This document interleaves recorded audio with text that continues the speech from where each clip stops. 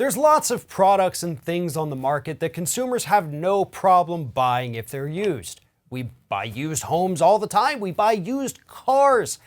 But one thing most people probably don't want to purchase is used makeup. But unfortunately, according to a new class action lawsuit, that's exactly what's been happening at a lot of Ulta beauty supply shops across this country.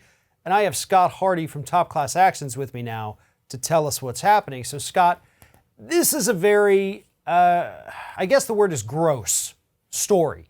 If the accusations in this lawsuit are true, it would appear that Ulta is selling used makeup back to consumers.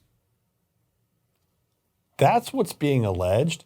And frankly, when Nicole, who manages all our social media and helps me with the articles for this show, I was shocked, and she was shocked too. She said, I just can't believe that. She goes, I shop there. I take my girls there to shop. I had no idea that I could actually be buying used makeup. You make the assumption you go to a name brand like Ulta, who is well respected in the industry, or at least was, and you trust them.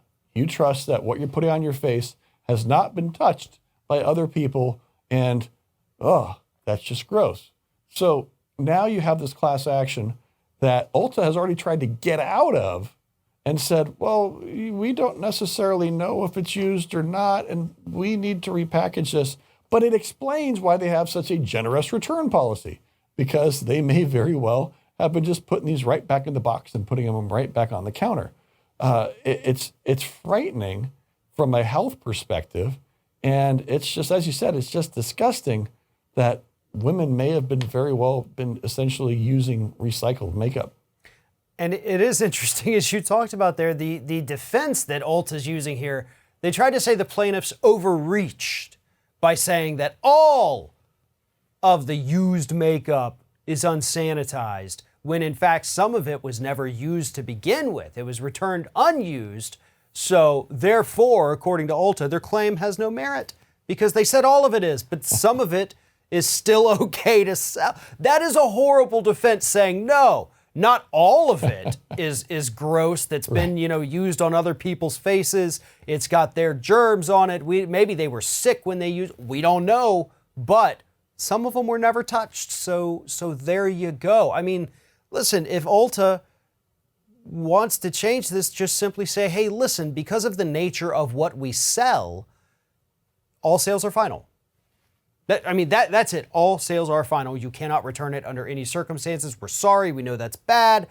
But at the same time, we've got a public health issue here, and we can't just be spreading germs by letting you use it a couple days, then decide you don't like it. This isn't a used car where you can just go trade it in for a new one. No, you have to scrap it and get a new one, either Ulta or the consumer. But unfortunately, Ulta says, yeah, I used it a couple days. It looks good enough for me. Let's throw that back on the shelf, put a new price tag on it. We're good to go. No, that's really, really bad. Yeah, and it's just scary because you want to be able to trust that when you send your kids out there to buy makeup, that they're getting the new product, that they don't have to worry about getting germs or having contaminated makeup. As you said, this is an easy fix for Ulta. They can go ahead and say, hey, by the way, you buy lipstick, you buy stuff that you're putting on your face, you can't return it. We have to change our very generous return policy. Or they go ahead and take all of that returned makeup and they ship it off, recycle it some way, but they do not resell it to consumers. That is just crazy. And, they're really seeing a big backlash. We're already up to almost 200 comments here on this article from people who are upset with them. So I see this one as growing, and I see Ulta as hopefully they're going to take this as a good opportunity to reach out to their customer base, fix the issue that the class action alleges, and connect with them. Ulta customers, I think, will be very happy if they get a $25, $30, $40, $50 coupon to go out there and shop at Ulta, as long as they change their policies. We'll see what one shakes out from this. Absolutely, and that's ultimately the goal with this one. It's not only to make sure people get some money out of it.